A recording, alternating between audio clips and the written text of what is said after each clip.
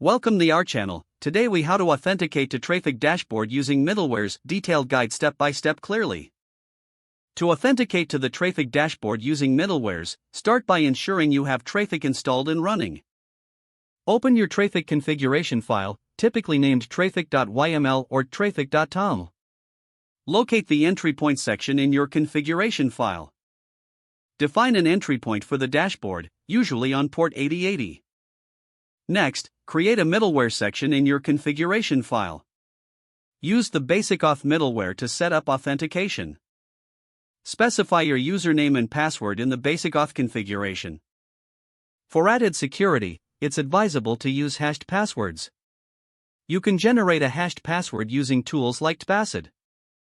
Once you have your username and hashed password, add them to the middleware definition. Link the middleware to the dashboard route in your routes section.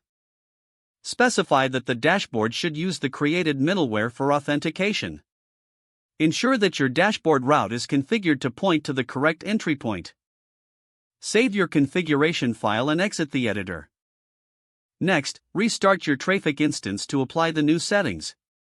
Once restarted, open a web browser and navigate to the Traefik dashboard URL.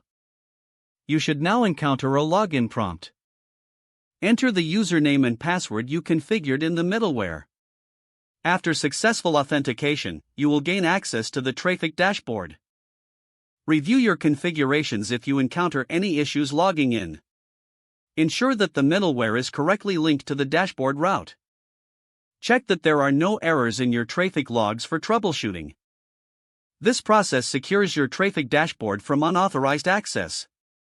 Now, you can monitor and manage your applications effectively using the dashboard. If the page does not load, refresh the browser or try again in a private or incognito window. Make sure you are using the correct email address, then retype it carefully to avoid small typos. If your password is not accepted, use the reset option and create a new strong password you can remember. Check your spam folder for verification or security emails, then complete any requested confirmation steps. Don't forget to like this video and subscribe to our channel for more step-by-step tech guides.